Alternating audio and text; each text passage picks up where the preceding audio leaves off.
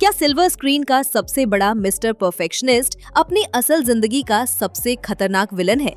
सोचिए, एक 61 साल का मेगा स्टार अपनी उम्र से आधी लड़की के साथ तीसरी बार 7 फेरे ले रहा है और ठीक बगल में खड़ा है उसका खुद का 33 साल का कुंवारा बेटा। लेकिन कहानी में ट्विस्ट ये नहीं है। ट्विस्ट ये है कि इस शादी के जश्न से उसी का सगा भाई गायब है।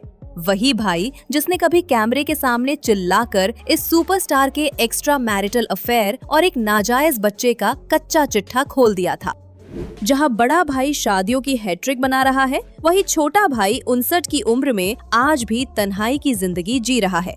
क्या ये सिर्फ एक इत्तेफाक है या फिर इसके पीछे छिपी है कोई खौफनाक हकीकत? आखिर क्या है बांद्रा के उस 70 करोड़ के सी फेसिंग बंगले का वो राज जिसे छुपाने के लिए करोड़ों रुपए और ताकत पानी की तरह बहा दिया गया?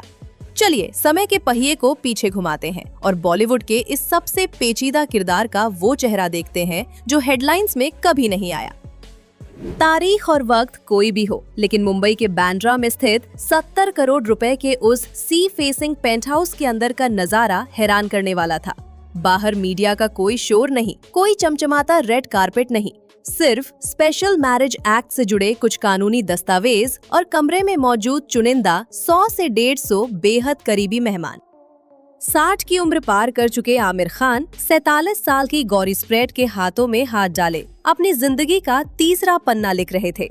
सब्यसाची के सादगी से भरे बारीक नक्काशीदार लहंगे में सजी गौरी की उंगली में जब आमिर ने अंगूठी पहनाई तो हर कोई देखता रह गया। रिपोर्ट्स के अनुसार वो कोई मामूली अंगूठी नहीं थी। मेडागास्कर से मंगाए गए बेहद दुर्लभ प्राकृतिक रूबी और 40 असली हीरो से जड़ी सोने की इस अंगूठी को तैयार करने में 131 डिजाइनरों ने लगातार 256 घंटे तक काम किया था। उस खामोश कमरे में आमिर के 3 बच्चे जुनैद, ईरा और आजाद तो मौजूद थे ही, साथ ही गौरी का 7 साल का बेटा क्विन भी इस नए रिश्ते का गवाह बन रहा था। लेकिन यहाँ एक बड़ा सवाल खड़ा होता है। सिर्फ 3 साल पहले इसी आमिर खान ने कैमरे के सामने बड़े गर्व से कहा था कि उन्हें अब अपनी जिंदगी में किसी पार्टनर या शादी की कोई जरूरत महसूस नहीं होती क्योंकि उनका परिवार उनके साथ है। तो फिर अचानक ऐसा क्या बदला कि उन्हें इस उम्र में तीसरी बार सेहरा सजाना पड़ा? इस राज को समझने के लिए हमें वक्त की सुइयों को पीछे घुमाना होगा और आमिर के उस चेहरे को देखना होगा जिसे दुनिया परफेक्ट मानती है, लेकिन जिसे वो खुद अपनी जिंदगी का सबसे भारी बोझ मानते हैं। साल 1986। आमिर महज 21 साल के एक आम लड़के थे और उनकी पड़ोसी रीना दत्ता अभी 19 की भी नहीं हुई थी। प्यार का बुखार इस कदर था कि आमिर ने अपने खून से रीना को एक इमोशनल लव लेटर लिख डाला था। जैसे ही दोनों कानूनी उम्र के हुए, दुनिया से छुपकर घर से भागकर शादी कर ली। शुरुआती दौर किसी खूबसूरत ख्वाब जैसा था। आमिर संघर्ष कर रहे थे और रीना उनकी ढाल बनी हुई थी। जुनैद और ईरा के आने से ये आशियाना पूरा हो गया। आमिर खान ने खुद एक पॉडकास्ट में ये चौंकाने वाला सच कबूल किया है कि उन्होंने अपनी पिछली शादियों में अपनी पत्नियों के साथ बेहद क्रूर और तकलीफदेह व्यवहार किया था। ये कोई मारपीट या शारीरिक क्रूरता बिल्कुल नहीं थी, बल्कि ये उससे भी कई गुना ज्यादा भयानक इमोशनल क्रूरता थी जो इंसान को अंदर से खोखला कर देती है।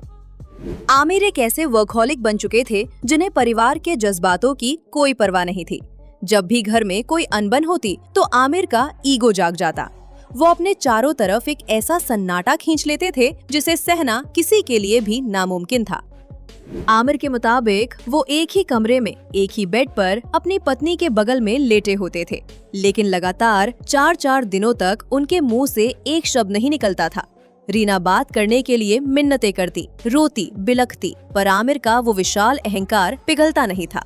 इसी दम घोटने वाले साइलेंट ट्रीटमेंट ने उनकी 16 साल पुरानी शादी की बुनियाद को हिलाकर रख दिया। हैरानी की बात यह है कि आमिर का ये दम घोटू ईगो सिर्फ घर की 4 दीवारी तक सीमित नहीं था। 90 के दशक में बॉलीवुड के गलियारों में आमिर के नखरे आसमान छू रहे थे। साल 1997 में फिल्म इश्क के सेट पर एक मामूली प्रैंक को लेकर आमिर अपनी बेहद करीबी दोस्त जूही चावला से इस कदर नाराज हुए कि उन्होंने एक चौंका देने वाला फैसला लिया।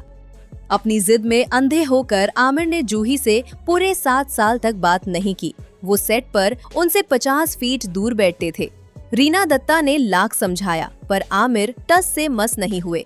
आखिरकार जब सालों बाद रीना और आमिर का तलाक हुआ, तब जूही ने खुद फोन करके इस बर्फ को पिघलाया। ये घमंड सिर्फ जूही तक नहीं रुका। आमिर को लगता था कि सिनेमा के बेताज बादशाह सिर्फ वही हैं। सफलता के नशे में चूर आमिर ने सलमान और शाहरुख तक को नहीं बख्शा।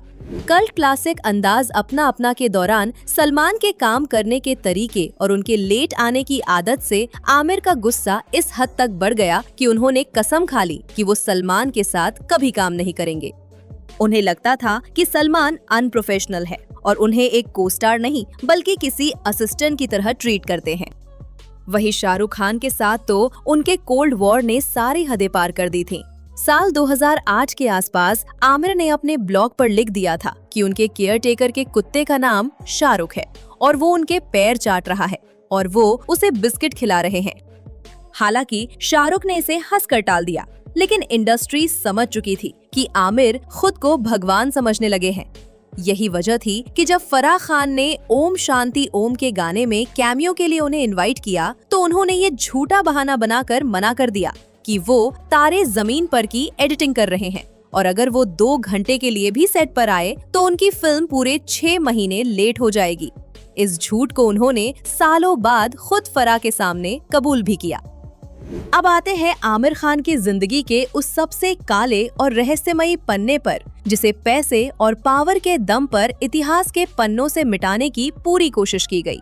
साल 1998 फिल्म गुलाम की शूटिंग के दौरान भारत आई एक ब्रिटिश पत्रकार और राइटर जेसिका हाइंस के साथ आमिर के सीक्रेट अफेयर की खबरें उड़ने लगी। उस समय आमिर शादीशुदा थे और अपनी क्लीन इमेज के पीछे छिपे हुए थे। मशहूर मैगजीन स्टारडस्ट की रिपोर्ट्स और ब्लाइंड आर्टिकल्स में दावा किया गया कि दोनों लिव इन में थे और इसी दौरान जेसिका प्रेग्नेंट हो गई। चर्चाएं हैं कि अपनी स्टार इमेज बचाने के लिए आमिर ने जेसिका पर अबॉर्शन का दबाव बनाया, लेकिन जेसिका ने मना कर दिया और लंदन जाकर एक बेटे को जन्म दिया, जिसका नाम रखा गया जॉन। इस कहानी को शायद दुनिया एक अफवाह मानकर भूल जाती अगर खुद आमिर के सगे भाई फैसल खान ने एक प्रेस कॉन्फ्रेंस में इस राज का पर्दाफाश न किया होता। फैसल ने सरेआम मीडिया के कैमरों पर चिल्लाकर दावा किया था कि आमिर का जेसिका के साथ अफेयर था और उनका एक नाजायज बेटा भी है। फैसल ने गुस्से में यहाँ तक कह दिया था कि अगर आमिर सच्चे हैं तो वो दुनिया के सामने आकर अपना डीएनए टेस्ट क्यों नहीं करवाते। लेकिन हमेशा की तरह आमिर ने इस बेहद संगीन आरोप पर एक गहरी और रहस्यमयी चुप्पी साधे रखी और वक्त के साथ इस कहानी पर धूल जमने दी। पर दोनों भाइयों के बीच की ये कड़वाहट आज भी जिंदा है। जहां एक तरफ 61 साल के आमिर खान अपनी तीसरी शादी का जश्न मना रहे थे, वहीं उनके सगे छोटे भाई फैसल खान का इस शादी से पूरी तरह गायब रहना बहुत कुछ बयां कर जाता है। लेकिन तस्वीर का दूसरा पहलू इससे भी ज्यादा चौंकाने वाला है।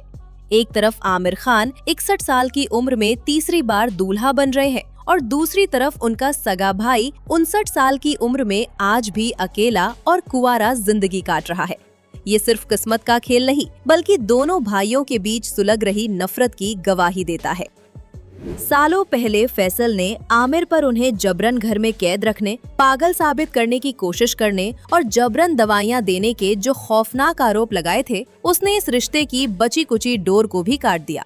फैसल का इस शादी से दूरी बनाना ये साफ करता है कि वो आमिर के इस चमकते साम्राज्य के पीछे छिपे घुटन भरे अंधेरे का हिस्सा अब दोबारा कभी नहीं बनना चाहते।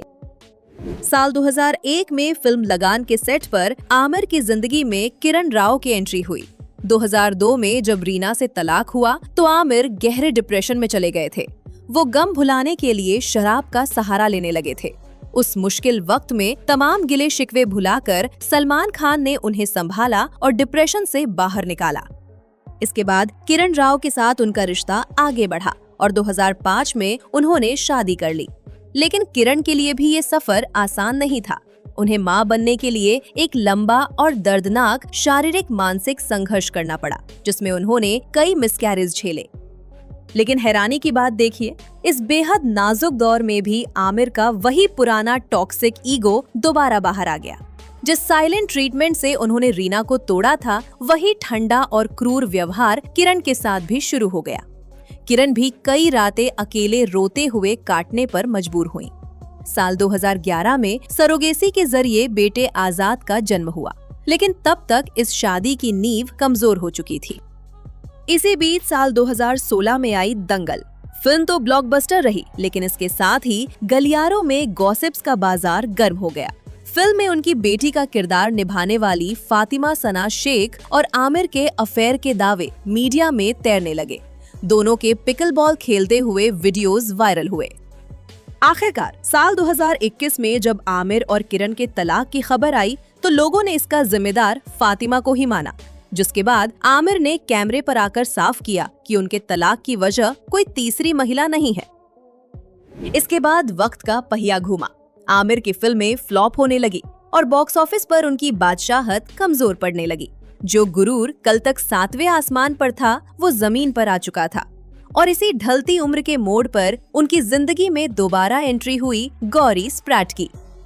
गौरी कोई आम महिला नहीं है, वो लंदन से पढ़ी लिखी एक बेहद सफल बिजनेसवुमन और मशहूर फैशन और ब्यूटी ब्रांड बिबलेंट की डायरेक्टर और पार्टनर है।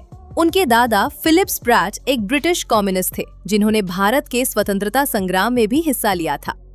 गौरी का अपनी पहली शादी से एक 7 साल का बेटा भी है। पिछले साल अपने जन्मदिन पर आमिर ने गौरी को दुनिया से अपनी गर्लफ्रेंड के तौर पर मिलवाया था और आज दोनों बेहद सादगी से एक हो चुके हैं। आज आमिर के पास 4 बच्चे हैं, लेकिन सबसे हैरान करने वाली बात ये है कि इतना गहरा दर्द मिलने के बाद भी रीना दत्ता और किरण राव आज भी आमिर के साथ कंधे से कंधा मिलाकर खड़ी रहती हैं।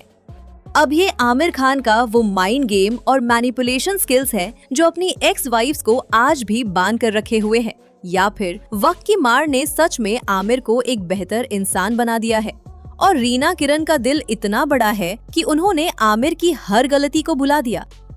क्या आपको लगता है कि आमिर खान सही है या गलत? अपनी राय कमेंट में जरूर बताइए।